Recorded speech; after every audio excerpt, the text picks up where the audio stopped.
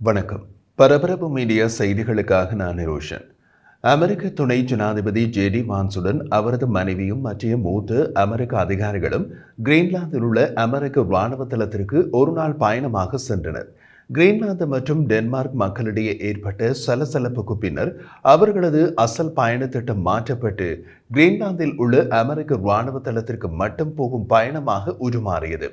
அமெரிக்க இராணுவ தளத்தில் அமெரிக்க துருப்புக்களுக்கு முன் பேசிய அமெரிக்க துணை ஜனாதிபதி ஜேடி வான்ஸ் கிரீன்லாந்தின் பாதுகாப்பில் டென்மார்க் குறைந்த முதலீடு செய்வதாக குற்றம் சாட்டினார். மேலும் ஜனாதிபதி டொனால்ட் ட்ரம்ப் அரை தன்னாட்சி டென்மார்க் பிரதேசத்தை கைப்பற்றுவது குறித்து தொடர்ந்து பேசி வருவதால் டென்மார்க் தனது அணுகுமுறையை மாற்ற வேண்டும் என்று கூறியுள்ளார். கனிம வளம் மூலோபாய முக்கியத்துவம் வாய்ந்த ஆர்டிக் தீவில் உள்ள ஃபிட்டுஃபிக் விமான தளத்தில் அமெரிக்க துருப்புக்களை வான்ஸ் சந்தித்த போது அவரது கருத்துக்கள் வந்தன. டென்மார்க்கிற்கான எங்கள் செய்தி மிகவும் எளிமையானது. கிரீன்லாந்து மக்களை நீங்கள் நன்கு கவனித்துக் கொள்ளவில்லை. நீங்கள் கிரீன்லாந்தில் மக்களிடம் குறைந்த முதலீடு செய்துள்ளீர்கள். நம்பகத்தன்மையுடைய மனிதர்களால் நிரம்பிய இந்த நம்ப முடியாத அழகான நிலப்பரப்பின் பாதுகாப்பு விஷயத்தில் நீங்கள் குறைவாக முதலீடு செய்துள்ளீர்கள். அது மாற வேண்டும் என்றார். டென்மார்க்கிலிருந்து சுதந்திரம் பெறுவதற்கு கிரீன்லாந்தை ஊக்குவித்ததால் கிரீன்லாந்தின் பாதுகாப்பை உறுதிப்படுத்த அமெரிக்கா ஒரு குறிப்பிடத்தக்க நிலைப்பாட்டை எடுப்பதை தவிர வேறு வழியில்லை என்று வான்ஸ் கூறினார். கிரீன்லாந்தில் மக்கள் இறுதியில் அமெரிக்காவுடன் கூட்டு சேர்வார்கள் என்று நான் நினைக்கிறேன் என்றார் வான்ஸ். நாம் அவற்றை மிகவும் பாதுகாப்பானதாக மாற்ற முடியும். நாம் இன்னமும் நிறைய பாதுகாப்பு செய்ய முடியும். மேலும் அவர்கள் அமெரிக்காவுடன் இணைந்தால் பொருளாதார ரீதியாகவும் மிகவும் சிறப்பாக இருப்பார்கள் என்று நினைக்கிறேன் என்று கூறினார். அமெரிக்க இராணுவ தளத்திற்கு சென்றவுடன் வான்ஸ் அமெரிக்க துருப்புக்களிடம் சுருக்கமாக உரையாற்றினார். அவரும் அவரது மனைவியும் அவர்களுடன் மதிய உணவு உண்டனர். ட்ரம்பின் தலைமையில் குடியரசுக் கட்சி நிர்வாகம் ஆர்டிக் பாதுகாப்பில் மிகவும் ஆர்வமாக உள்ளது என்று கூறினார். பாரம்பரிய அமெரிக்க நட்பு நாடான டென்மார்க் ஒரு நேட்டோ அங்கத்துவ நாடு. டென்மார்க்கின் கட்டுப்பாட்டில் உள்ள கனிம வளங்கள் நிறைந்த கிரீன்லாந்தை அமெரிக்காவுடன் இணைக்க வேண்டும் என்று அமெரிக்க ஜனாதிபதி டொனால்ட் ட்ரம்ப் மீண்டும் மீண்டும் கூறி வருகிறார். அவரின் இந்த கூற்றுக்களை அடுத்து அமெரிக்காவுக்கும் டென்மார்க்குக்கும் இடையிலான உறவில் விரிசல் ஏற்பட்டுள்ள நிலையில் கிரீன்லாந்து தீவுக்கு அமெரிக்க துணை ஜனாதிபதியின் திருத்தப்பட்ட பயணம் வந்துள்ளது. கிரீன்லாந்து அரசோ டென்மார்க் அரசோ அமெரிக்க துணை ஜனாதிபதியின் குழுவுக்கு அழைப்பு அனுப்பவும் இல்லை, வரவேற்கவும் இல்லை. கிரீன்லாந்தின் தீவில் உள்ள அமெரிக்க இராணுவ தளத்திற்கு அமெரிக்க துருப்புகள் எப்போது வேண்டுமானாலும் போய் வரலாம் என்ற அடிப்படையில் அவர்களது பயணம் அமைந்துள்ளது. கிரீன்லாந்தின் வடமேற்கு கடற்கரையில் உள்ள ஃபிட்டுபிக்கில் உள்ள அமெரிக்க விண்வெளி படையின் புறக்காவல் நிலையத்திற்கு வெள்ளிக்கிழமை ஒரு நாள் பயணமாக அதிகாரப்பூர்வ அழைப்பின்றி அமெரிக்க துணை ஜனாதிபதியின் பயணம் அமைந்தது. மற்றும் ஒரு நாட்டுக்கு அதிகாரப்பூர்வ அழைப்புமின்றி ஒரு தூதுக்குழுவை அனுப்புவதன் மூலம் ராஜதந்திர வழக்கத்தை மீறியுள்ளது அமெரிக்கா. ஆரம்பத்தில் இரண்டாவது பெண்மணி உஷா வான்ஸ் கிரீன்லாந்தில் சிசிமியூட்டில் உள்ள கிமுல்சசு நாய்கள் பனிச்சறுக்கு பந்தயத்திற்கு ஒரு தனிப்பட்ட பயணத்தை அறிவித்திருந்தார். அவரது பயணத்திற்கு கிரீன்லாந்து மற்றும் டென்மார்க்கின் எதிர்ப்புகளுக்கு பின்னர் பயண திட்டத்தை மாற்றி அமெரிக்க இராணுவ சாவடிக்கு மட்டும் ஒரு நாள் பயணம் செய்வதாக அவரது கணவர் துணை ஜனாதிபதி ஜேடி வான்ஸ் பின்னர் அறிவித்தார். புதன்கிழமை ஒரு நேர்காணலில் ட்ரம்ப் கிரீன்லாந்தின் மீதான அமெரிக்க கட்டுப்பாட்டிற்கான தனது விருப்பத்தை மீண்டும் கூறினார். அங்குள்ள மக்கள் அமெரிக்க பொதுமக்களாக மாற ஆர்வமாக உள்ளார்களா என்று கேட்கப்பட்ட கேள்விக்கு ட்ரம்ப் கொடுத்த பதில் எனக்கு தெரியாது. ஆனால் நாங்கள் அதை செய்ய வேண்டும் என்று நினைக்கிறேன். அவர்களை நம்ப வைக்க வேண்டும் என்று கூறினார். அமெரிக்க இராணுவ சாவடிக்கு தெற்கே சுமார் 1500 கிலோமீட்டர் தொலைவில் உள்ள நோக்கில் வசிப்பவர்கள் வான்ஸின் வருகை மற்றும் தங்கள் தீவில் அமெரிக்காவின் ஆர்வம் குறித்து கவலை தெரிவித்தனர். கிரீன்லாந்தின் தலைநகர் தான் நோக். அங்கு வசிக்கும் 22 வயதான ஹோரா ஹோய் கூறிய போது துணை ஜனாதிபதி கிரீன்லாந்தை வான்ஸ் பார்க்க விரும்பினால் வரவேற்கின்றேன். ஆனால் நிச்சயமாக கிரீன்லாந்து விற்பனைக்கு இல்லை என்றார். கிரீன்லாந்து மீது தற்போது கிடைத்துள்ள அனைத்து கவனமும் இங்கு சாதாரணமாக இருப்பதில்லை என்றும் அவர் கூறினார். 30 வயதான இனு கிறிஸ்டன்சன் கூறிய போது இது எல்லாம் கொஞ்சம் பைத்தியக்காரத்தனம். நிச்சயமாக இங்குள்ள மக்கள் சற்று அதிர்ந்துள்ளனர் என்று கூறினார். என்னுடைய கருத்து எல்லோருடைய கருத்தும் ஒன்றுதான். நிச்சயமாக நீங்கள் இப்படி செய்ய மாட்டீர்கள்.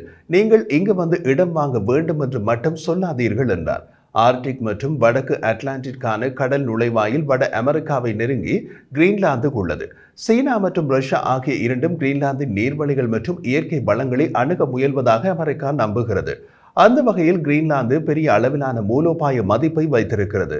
ட்ரம்ப் தனது முதல் பதவி காலத்தில் உலகின் மிகப்பெரிய தீவான கிரீன்லாந்தை வாங்கும் யோசனையை வெளியிட்டார். டென்மார்க் கிரீன்லாந்து விற்பனைக்கு இல்லை என்று வலியுறுத்தியது. கிரீன்லாந்து மக்களும் ட்ரம்பின் திட்டங்களை உறுதியாக நிராகரித்துள்ளனர்.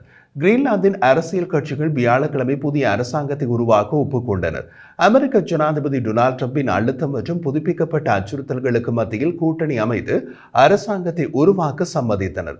இந்த மாத தொடக்கத்தில் கிரீன்லாந்தின் நாடாளுமன்றத்திற்கு தேர்ந்தெடுக்கப்பட்ட 5 கட்சிகளில் 4 நாடாளுமன்றத்தில் உள்ள 31 இடங்களில் 23 இடங்களை கொண்ட ஒரு கூட்டணியை அமைக்க ஒப்புக்கொண்டன.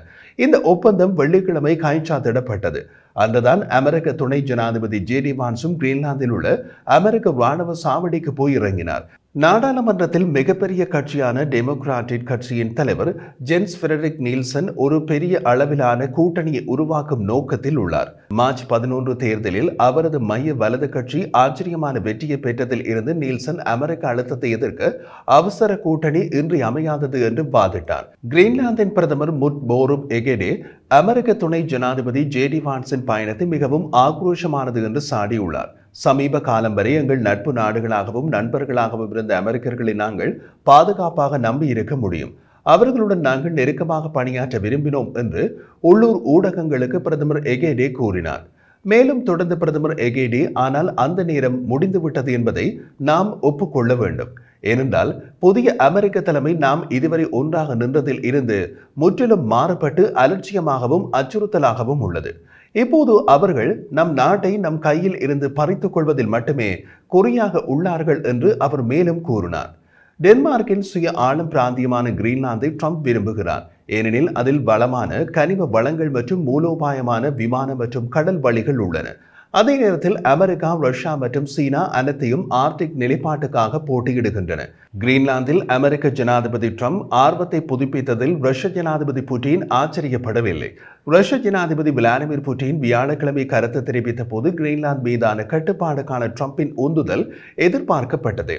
கனிம வளங்கள் நிறைந்த பிரதேசத்தில் அமெரிக்காவின் நீண்டகால ஆர்வத்தை கருத்தில் கொண்டு இதில் ஆச்சரியப்படுவதற்கு எதுவும் இல்லை என்று கூறினார். ஆர்டிக் துறைமுகமான மர்மன்ஸ்கில் ஒரு கொள்கை மன்றத்தில் பேசிய புட்டின் 19ஆம் நூற்றாண்டில் கிரீன்லாந்தின் மீதான கட்டுப்பாட்டை வெல்லும் திட்டங்களை அமெரிக்கா முதலில் பரிசீலித்தது. பின்னர் 2ஆம் உலகப் போருக்கு பின் டென்மார்க்கிலிருந்து கிரீன்லாந்தை அமெரிக்கா வாங்க முன்வந்ததாகவும் புட்டின் குறிப்பிட்டார். இது முதல் பார்வையில் மட்டுமே ஆச்சரியமாக தோன்றும். இது தற்போதைய அமெரிக்க நிர்வாகத்தின் ஒரு விதமான ஆடம்பரமான பேச்சு என்று நம்புவது தவறு என்று புட்டின் கூறினார். ஆர்டிக்கில் அதன் புவிசார் மூலோபாய ராணுவ அரசியல் மற்றும் பொருளாதார நலன்களை அமெரிக்கா தொடர்ந்து முன்னெடுத்து செல்லும் என்பது வெளிப்படையானது. அமெரிக்க நட்பு நாடு மற்றும் நேட்டோ உறுப்பினரான டென்மார்க்கின் சுய ஆளும் கனிம வளங்கள் இருந்த பிரதேசத்தை ஏதோ ஒரு விதத்தில் அமெரிக்கா கட்டுப்படுத்த வேண்டும் என்று பரிந்துரைத்ததன் மூலம் ட்ரம்ப் ஐரோப்பாவின் பெரும் பகுதியை எரிச்சல் ஊட்டினார். ஆர்டிக்கின் நேட்டோவின் செயற்பாடுகள் குறித்து ரஷ்யா கவலைப்படுவதாகவும் அதனால் ரஷ்யா துருவ பகுதியில் தனது இராணுவ திறனை வலுப்படுத்துவதன் மூலம் பதிலடி கொடுக்கும் என்றும் புட்டின் குறிப்பிட்டார். ரஷ்யாவின் அண்டை நாடுகளான பின்லாந்து மற்றும் ஸ்வீடன் நேட்டோ கூட்டணியில் இணைந்திருப்பதை குறிப்பிட்ட புட்டின், நேட்டோ உறுப்பினர்கள் தூர வடக்கை சாத்தியமான மோதல்களில் பிராந்தியமாக மாற்றுவதில் நாங்கள் நிச்சயமாக கவலைப்படுகிறோம். ஆர்டிக்கில் ரஷ்யா யாரையும் ஒருபோதும் அச்சுறுத்தவில்லை. ஆனால் நாங்கள் முன்னேற்றங்களை உன்னிப்பாக பின்பற்றி எங்கள் இராணுவ திறனை அதிகரிப்பதன் மூலம் இராணுவ உள்கட்டமைப்பை நவீனமயமாக்குவதன் மூலமும் தகுந்த பதிலடி கொடுக்க தயாராகிறோம் என்றார். ஆர்டிக்கின் பரப்பளவில் முதலாவது பெரிய நாடாக ரஷ்யாவும், 2வது பெரிய நாடாக கனடாவும், 3வது பெரிய நாடாக அமெரிக்காவும் உள்ளன. அமெரிக்கா, கனடா, டென்மார்க் மற்றும் நோர்வே ஆகிய நாடுகளுக்காக போட்டியாக ஆர்டிக்கின் பெரிய அளவிலான பகுதிகளில் தனது செல்வாக்கை நிலைநிறுத்த ரஷ்யா முயன்றது. பூமியில் கண்டுபிடிக்கப்படாத எண்ணெய் மற்றும் எரிவாயுவில் 1/4 பங்கை வைத்திருப்பதாக நம்பப்படும் ஆர்டிக்கில் சீனாவும் அதிக அக்கறை காட்டியுள்ளது. துருவ பிரதேசத்தில் அமைதி மற்றும் நிலைத்தன்மையை ஆதரிக்கும் அதே வேளையில் நமது நாட்டின் இறையாண்மையை மீறுவதை நாங்கள் அனுமதிக்க மாட்டோம். எங்கள் தேசிய நலன்கள் நம்பகத்தன்மையுடன் பாதுகாப்போம் என்று புட்டின் கூறினார். ஆர்டிக்கில் ரஷ்யாவின் இராணுவ காலடியை பலப்படுத்த உறுதியளித்த புட்டின், பிராந்தியத்தில் பெரிய அளவிலான சர்வதேச ஒத்துழைப்புக்கான கதவை கிரெம்ளின் திறந்து வைத்திருப்பதாக தெரிவித்தார்.